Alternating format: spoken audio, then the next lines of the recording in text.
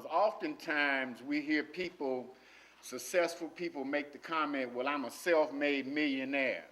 I'm self-made, and I've often wondered and pondered, how could you be self-made? You know, how were you able to do it by yourself? It gives the impression that they did it by themselves. But if I had an opportunity to sit down with them, and I have on occasions talked to a couple people that said they were self-made, after asking them a series of questions, we found out that they did have a coach because they're not wearing Pampers today. They didn't come in here in a wheelchair. They know how to swim. They know how to ride a bike. They know how to tie their shoes. And I could go on and on and on, because I know my first coach, and probably your first coach, was your mother. And everybody in this room is successful and have been successful.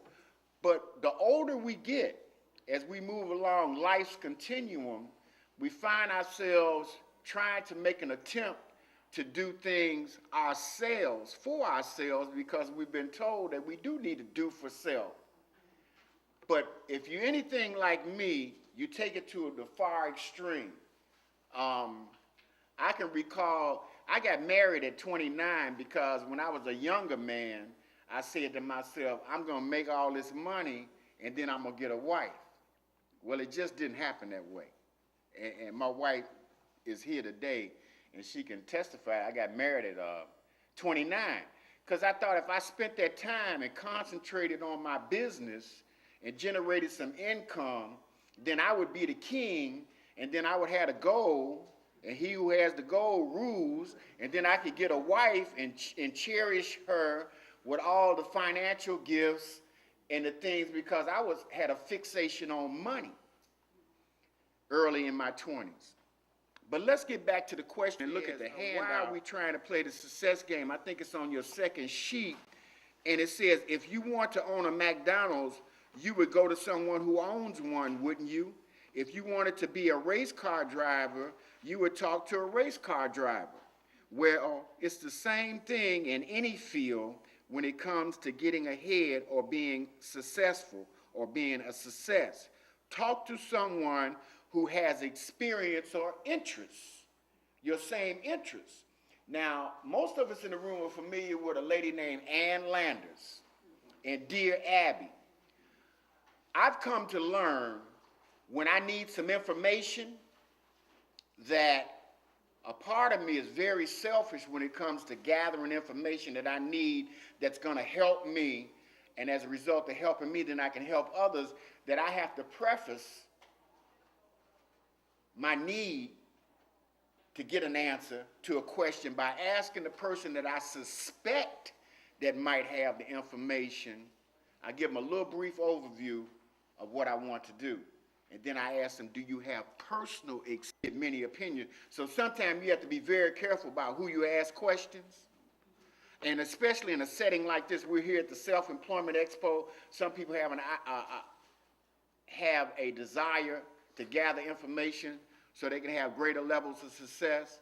Well, there's a lot of people here that have some success, regardless if they've been in business for themselves a month, a week, 10 years, or 20 years. So you got a better place to gather some information than if you were sitting at the bar or at the fight tonight around the TV asking some people some questions, because they're going to be saying, girl, you can't do that. You know, how often you heard that? Oh, you can forget that. And they don't have any experience with that. None whatsoever. So when we look at coaches, I was thinking the other day, we do have some coaches, and I don't want this to be a contradiction, but I want to give you a couple examples of some people that we're quite familiar with that had a coach, and they still have the same coach to a degree. When we look at Venus and Serena Williams, the Williams sisters, their father, some people don't know, got beat up because the tennis court that they ended up practicing on was being occupied by some gangbangers, and the father went over there and tried to get them to stop using, clean up the court because it's for tennis. And he got beat up pretty bad as a result of that. But it was their fathers that encouraged them in the game of tennis and encourage them. And I did find out from some research that they did have a coach in the area of tennis that coached them later when they were younger on. And then when you think about Tiger Woods' father is not an expert golfer, but he encouraged Tiger at a very early age and exposed him to golf, and he was like his first coach. And as a result, as he got older, then he got a golfing coach. Now, when we look at football and baseball and basketball, one thing that I work with young people, and oftentimes I ask them about the way they're dressed. And they say, well, what's the big deal with me going with an earring and my hair a certain way and the clothing that I have? And I use the example, you wouldn't go on a football field with a basketball uniform on. In any game, you have to put on the uniform of the game. You would have to put on, know the rules of the game. You need to talk to someone that's played the game so they can instruct you in properly executing the plays. Some people understand that life is like a game. It has rules. And oftentimes, we have to play the cards that we're dealt. And sometimes people don't have some people just don't like the cards that they get and have a problem with trying to play that particular hand. Now, in football, you have a head coach, you have a defense coach, you have a coach that deals with the offense, you got a special teams coach. And the reason why I'm kind of going through this is I want to draw a paradigm shift to let you see the importance. If people that are involved in sports and play, if they have coaches, then if we're involved in being successful, then we need to have some type of success coach, or we need to have a person in life just dealing with life. You have a term now where you hear people talking about life coaches, the need for a coach. How many people in the room, other than myself, haven't asked for a lot of help? Right, haven't asked for a lot of help, honestly. Well, that's good. Those that have, like yourself, that have asked for help, I commend you for that. I had to be honest about that because I found out, and Anthony would let you know, and there's a couple other people in the room that know, I spent a great deal of my life helping others. But I would often, when I was by myself, question my station in life. Even though a lot of people's opinion of me was like, you know, it was like this. They thought a lot about me, but my opinion of myself was way out of context theirs. Because what I found was that I had a gift, some skills and some talents and ability to communicate and encourage people and motivate them and inspire them to live their dreams and do the things that they need to do. But my challenge was, and I don't like to use the word problem, my challenge with myself was that I didn't ask for help. Because I still had this fixation that I wanted to do it myself so that I could get the credit. Because there was a time in my life I may be somewhere and I've done something. They said, well, Mr. Tatum, how were you able to do it? And I'll give you a dissertation on how I was able to do it from the start to the finish. And it would make me shine and I would look real great in the eyes of the public. But when I'm by myself, you know, I would have to say, you know, I did get some help from some people. See, I would have been one of those people saying I was self-made because I was ego-driven. But now I'm not ego-driven as I was when I was younger because I know the importance of having a coach. I have a coach now. And the progress that I've made over the past couple of years far exceeded some of the other progress that I've made. But I can't do anything about the past. The past is behind me, it's history. And what I really have is right now, the present. And I was sharing with my daughter last night that every day is 3 days in one. She said, how could every day be 3 days in one? I say, every day is 3 days in one because you got the past, the present, and the future. Today is Saturday. Yesterday, the people in this room were saying, tomorrow, I'm going to the Employment Expo, which was the future, and they were in the present, and Friday was the present, and now here we are Saturday in the present, which yesterday was the future, and now we're over here in Saturday. Now tomorrow, Friday is yesterday. So you got the past, present, and future. You got yesterday, today, and tomorrow. And one thing I learned about myself, and you may laugh at this, I used to say, well, I'm going to do it tomorrow. I'm going to do it tomorrow. I'm going to do it tomorrow. As long as I live, I've never seen a tomorrow. Because what is today? Today is today. It's not tomorrow. But yesterday, I could refer to Saturday as tomorrow. But when Saturday showed up, it didn't show up as tomorrow. It showed up as today. And it used to take me some time to get that straight, that you got to stop putting things off till tomorrow. But when I started getting some assistance and was telling somebody what I was supposed to do tomorrow or in the future, and I would meet with that person and do what I call a check-in, and they said, well, how are you coming along with your goals? Are you meeting your objectives? Well, oftentimes on the front end when I was working with somebody, I might have had 10 things I was supposed to do, and I only did 6. Well, what I found out was I was a little reluctant to pick up the phone or do a face-to-face with the person about my progress, because I was supposed, in my mind, I put down 10 things. And my thinking saying I was supposed to have 10 things finished. And now I got to tell my coach that I only got 6 things done. But what I learned was my coach didn't beat me up because I only got 6 things done, because what happened was, number one, by me putting it on paper and putting down 10 things and only got 6 done, there's a great likelihood that I got more done by putting it on paper and having somebody to check in with and doing it for myself, not just to shine when I picked up the phone and say, oh, I got X amount of things done, because it helps keep me on point. So I learned the importance of having a coach. Now, the first coach that I have on the sheet I refer to as a hugger, admit to you that I was inspired some years ago to do this particular workshop because I saw myself somewhat going scattered and not working with somebody and letting somebody work with me. I was working with everybody and helping everybody, but I wasn't helping myself as a result of letting somebody help me. So there was a book called Success Runs in Our Race, An Effective Guide to Networking in the African American Community by George Frazier. And George and I have worked together before. We presented on a panel. I had the pleasure of being on a panel with George, and he does a success conference every year in Cleveland. And from that book, he had a little section that dealt with huggers, shakers, mentors, role models, and connectors. And I want to talk about huggers are people. Let me back up by saying this. If you're in business, you may want to have someone that can coach you that's in the business that you're in or has experience in the specific business that you're in. That would be very good.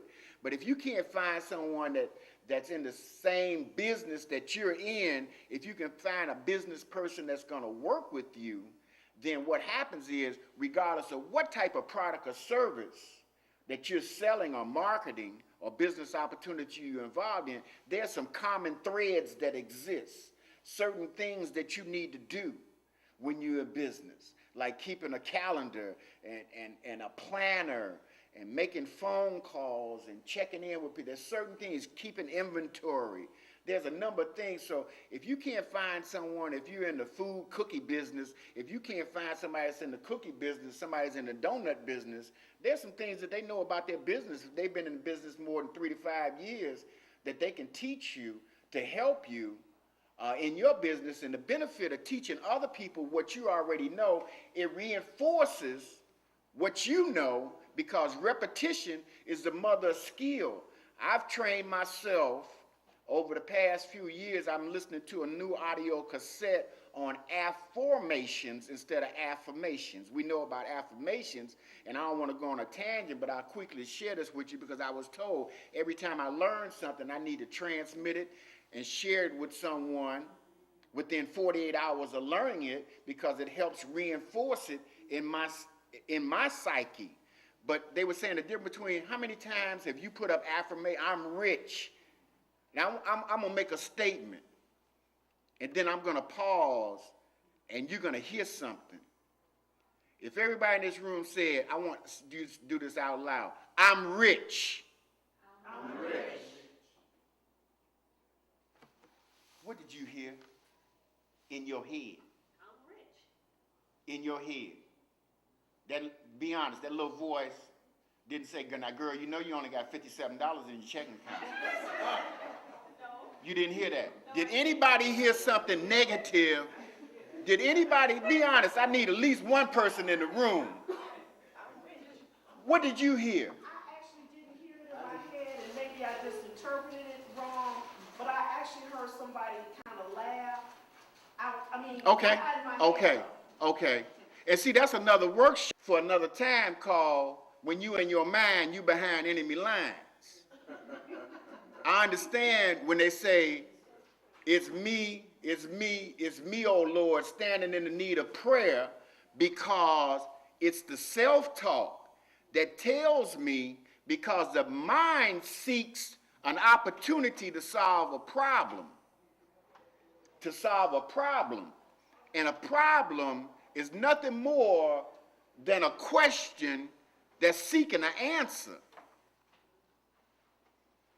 Now, when I make a statement about myself that's not manifested itself in my reality, my subconscious mind has a database that's millions of gigs of information about me. I know more about me than anybody on the planet because I've been with me longer than anybody else. So when I make certain statements about myself that aren't true or haven't happened yet, it's going to be a comment about my present state of mind or position. And that's a total another workshop, self-defeating self-talk.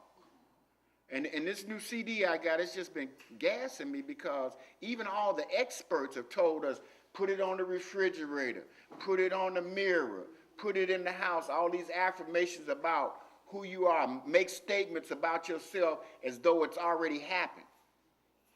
To a certain degree, that's true. But let's get back to the huggers and find out who these people are.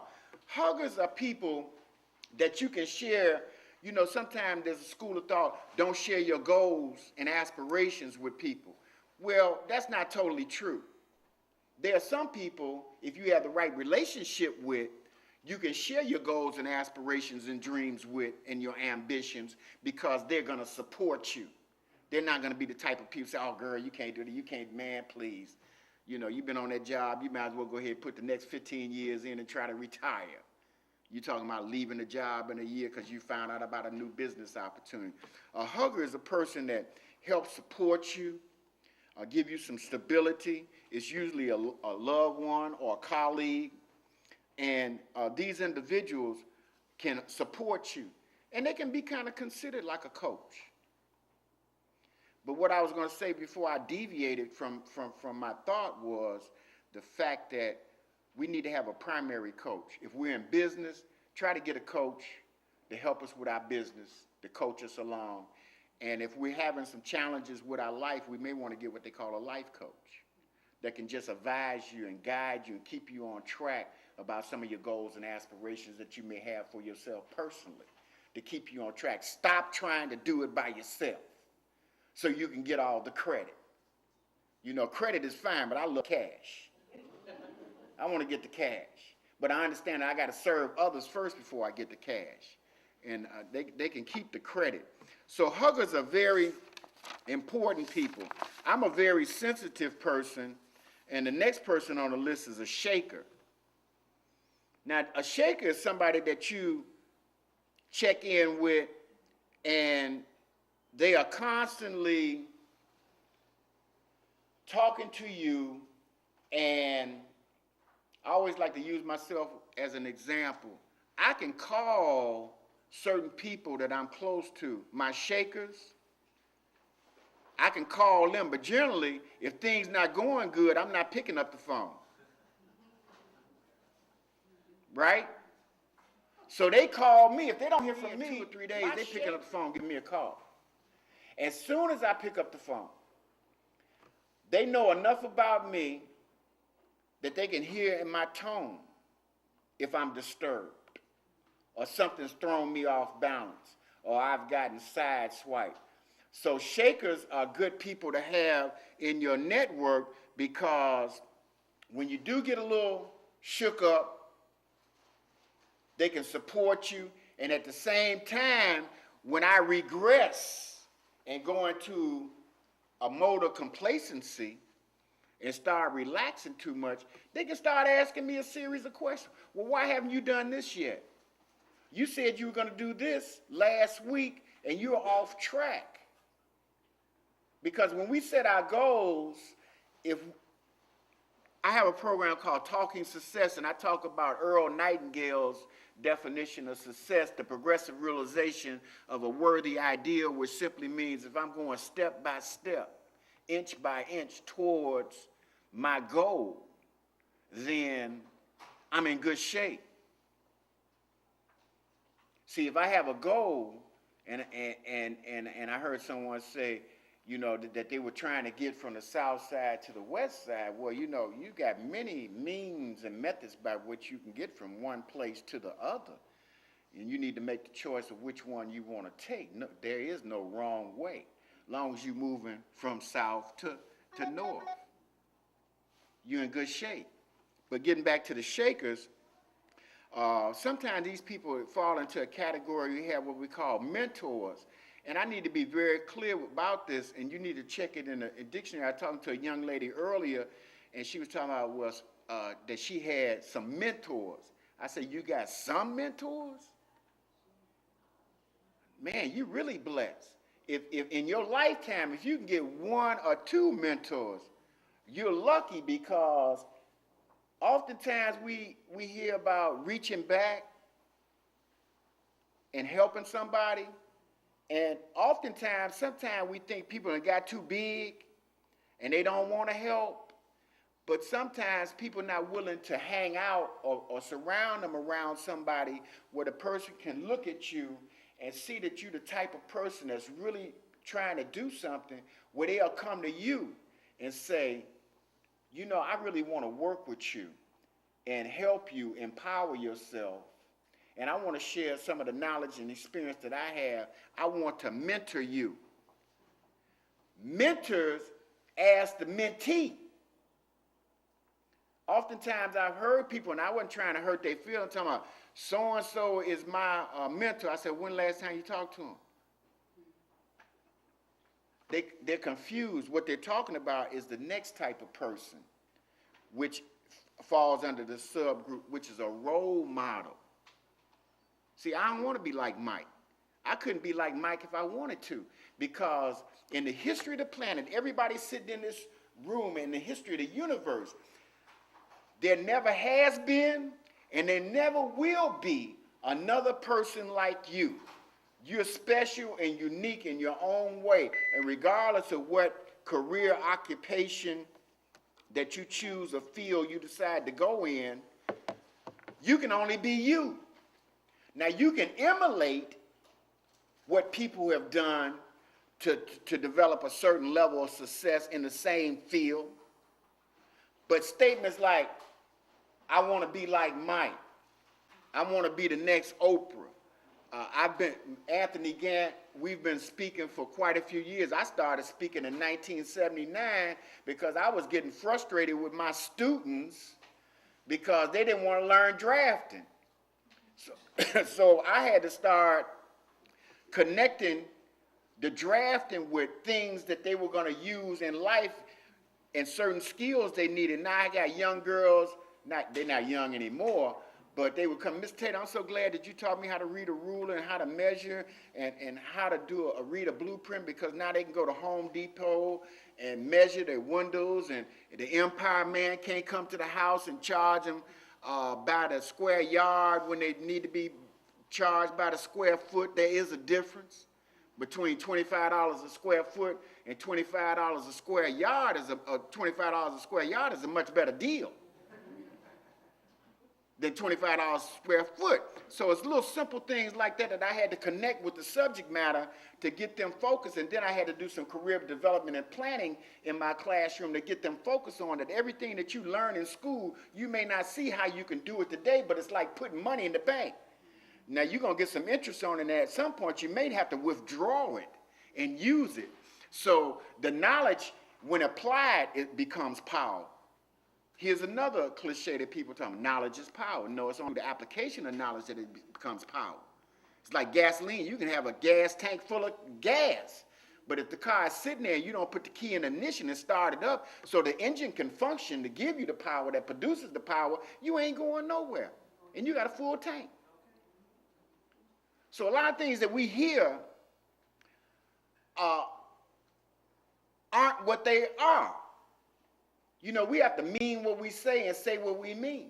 And people say, oh, you just a stickler. You always got to find something. No, I program myself because it's important, because if I take something and misinterpret it and misuse it, then I'm not going to get the maximum benefit from it. And there's another person called a connector. And this is who I think I am. Matter of fact, this is who I know I am. I go out of my way of connecting people.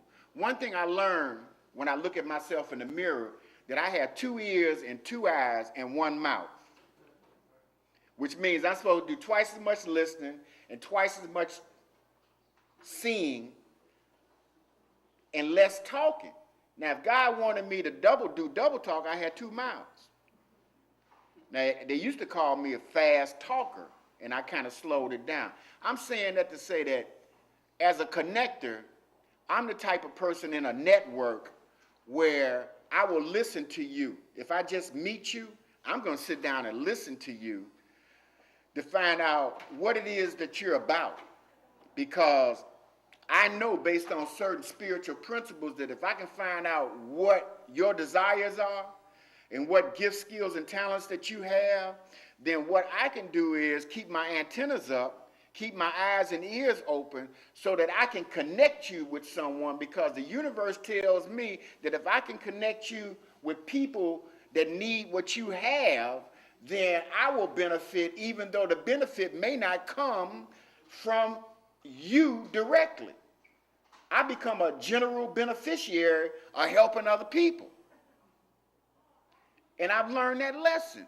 Oftentimes I would go out with business cards, and it's more important for me to get your card than for me to give you my card, because I know one thing. I went to an event last night, met 15 people. Well, those 15 emails are gone already to those people. It was a pleasure meeting you. I'm in the business of gathering information. I'm an infopreneur, and they probably going to call me and say, what is that? If you need anything, any information, I may have the information, and if I don't have the information, I know somebody that knows somebody that knows somebody that knows somebody that's got the information. So here's my email address and my phone number. Feel free to call me. See, I follow up. I can't take a chance on me giving you my card and you don't follow up, and then on the back of my cards, I got some writing on the back of my card. You are not going to take my business card and meet somebody, and they write on the back of my card, and then you say, oh, Ranoule, he was at the workshop and he was giving out some good information and I need to call him, and you've given my card away with my email number, address on it, and my phone number. So for about 10 years, all my cards have 2 sides. And I do things to provoke people's thoughts. That's why I love being a connector. On my card, it says, if you look at my card, you see all this money. Oh, he about money. No, that's a delusion. It says it's not about the money, it's about the service. Because I understand the principles. In order for me to get some money, I got to provide a service first. And the more people I help get what they want, then at some point some people are going to show up in my life and help me get what I need to get. So I can help more people, because it's still based around people and helping people. So I call myself a master connector. I believe in that. I was telling a young lady earlier that we hear things. Here's another one that I don't agree with. 6 degrees of separation. If I'm here You here, you 1 degree. She 2 degrees. She's 3 degrees. She's 4 degrees. She's 5 degrees, and she's 6 degrees. Now, if these 6 people wasn't in the room, and you was the only one in the room, and I knew you, and didn't know the other 5 people, the only person that's connected is me and you. So I'm really separated from those other people. So I started thinking about it. I say 6 degrees of separation don't make a lot of sense. I know what they mean. I know what they're alluding to. That generally what you need is about 6 degrees away from you. So I started talking to people about 6 degrees of connectivity. And they say, I like that. I seen a demonstration where, and George Frazier did this. You see all those dots? Now, if all those dots represent people, can those people benefit from one another? Why? They're not connected. But when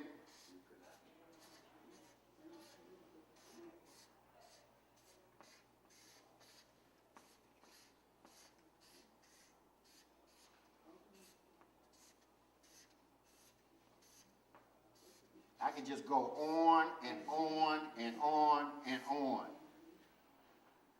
Think about it. Why do you think a spider is so successful?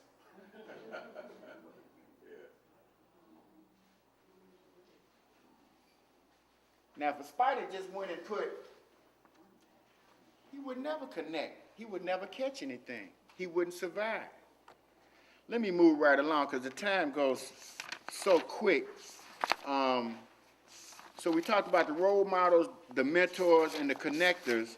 And what I often do in what I used to call workshops, FUNSHOPS, is throw out enough information to get people thinking. If nothing else today, my desire is, based on the question, why are you trying to play the success game without a coach, is a question that I would hope that would provoke some thought to make you think about the benefit of working with somebody that can help you. And at the same time, you have to understand when they start working with you, you're really helping them. Does that make sense? And oftentimes, I like to spend some time getting feedback and answering questions. But let me say this, before you ask me a question, I'm totally honest. If I don't know the answer, I'm not going to stand up here and play like I do, because I could probably do about an 80-85% job and probably convince you or make you believe that the answer I'm giving you is the correct and honest answer. I don't do that today. And I found that I've been able to garner more support and respect by saying, I don't know. Because, see, we got people that know they don't know and play like they know. And then you got people that don't know that they don't know and don't care. And then you got some people that know and some things they don't know, and when they don't know, they try to find somebody that does know. Because they know not only is it important for them to get the answer, but at some point, somebody else is going to need that same answer. Pass it on. If we could just get people to realize that, we would be in much better shape. But I understand, just looking at myself and based on my history, that I played the success game for too long because I wanted to get the credit. And I did a tremendous amount of reading, books to get information from people that I wanted to model my behavior and my actions and my thoughts after, and did the research. And today I'm pleased with where I am at 59. Even though I got $1 at home in a frame when I opened my first business in 1974 at 24, that the dollar said that I would make my first $1 million in 1980. And I'm still about $900,000 short. Well, you know, my thing is I have to slow down because I have to convince myself sometimes, you know, man, you keep running past yourself. Your money can't even catch up with you because you're moving too fast. So you need to slow down, relax, be patient, and serve people. And as a result of serving people and giving them a product and service, we're in a time right now where I'm in a mode that I'm not trying to sell anything to anybody unless they need it. Some people call me, well, we got a new product, you can drink it, and it's going to do this and do that. And I say, well, that's good. I'm in pretty good health. I just went to the doctor for my birthday in August. I do that every year. I'm a prostate cancer survivor of 5 years, and I did a presentation last week, and the lady looked, well, you don't look like you're 59. I said, thank God. I wouldn't want to look like I was 59, because some people that I know that's 59 look like they're 69. You know, and I always try to be a little humorous from time to time. But, you know, we got a lot of people here that's got different herbal supplements and drinks and stuff. I'm not interested in trying to sell that.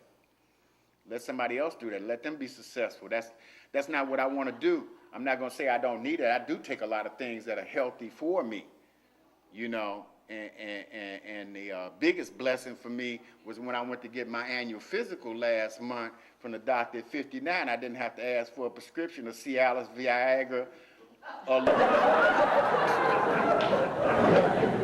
so, I mean, it's a great thing to be a man and don't have to ask for a prescription. You know, so that's a good sign of good health.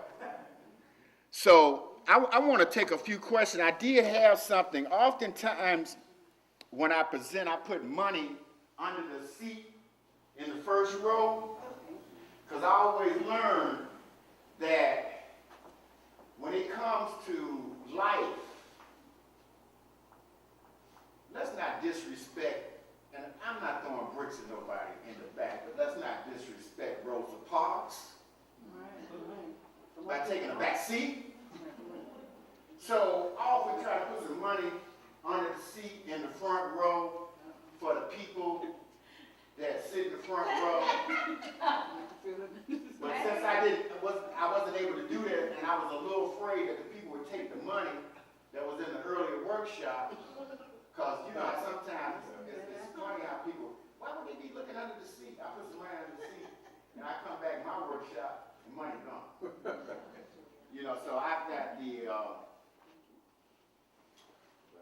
and then we got two people in the second row.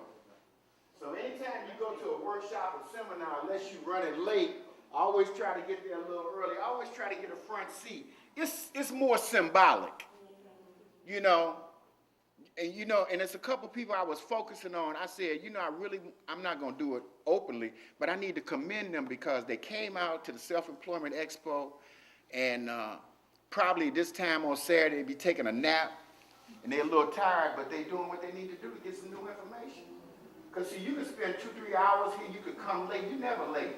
Anytime you show up, you might have supposed to have been somewhere at a certain time, but when you showed up, everything is in divine order. Because, see, when you go back and look at 6 o'clock and look back, something happened as a result of you showing up when you showed up, that if you would have showed up earlier, you could have missed it. It's all speculation. Right. But just take it for what it is. Take it for what it is. You always going to be where you're supposed to be when you're supposed to be there. You know. So I just wanted to take a few questions, maybe get some feedback, maybe you can give me some information to help empower me. Oftentimes, I try not to deal with scripts. I like the spirit to move, get a feel for the audience, look around at people, and try to speculate and try to pick up a vibration of some information that they may need. If I was doing a audio cassette in the studio, then I could take a script, I had done something, and things just comes natural to me where I may take a script and do that. But when I'm conducting presentations, I try to basically have an outline, And then one thing I always learn, even with my television program, or you're doing a speech or a presentation, there's always 3 things that could possibly happen. The one that you plan to do, the one that you actually did, and the one when you got home by yourself and the people in your head started telling you about what you could have said, or you missed this and you missed that. See, I hope a lot of people registered late. I would hope before you leave, after we take the questions, that if you didn't register online, you didn't see the television program interview, if you heard it on the radio, to at least leave me your email address or your business card, because I really would like to share. I'm on a mission to try to get people to see what's going on in their mind. Because that self-talk is based on my history and your history. And I have something where I ask the question, what's stopping you? The answer is you. It's me. I don't have to worry about my girlfriend talking me out of something. You don't have to worry about your boyfriend talking you out of something, your husband. If you by yourself, when you by yourself, you in bad company. Because I know I am. Come on, let's be honest about it. Especially when things ain't going good. Ooh, they'll wear you out. Sometimes you just want to go into a depression and shut down and say, well, y'all, please stop. And the more you tell them to stop, the more they keep talking. Is that true? Anybody other than me had that experience? Oh, And tell us who you are and where you're not from. okay. Hello, everyone. I'm in Brazil. That's Brazil like the country, not like the nut.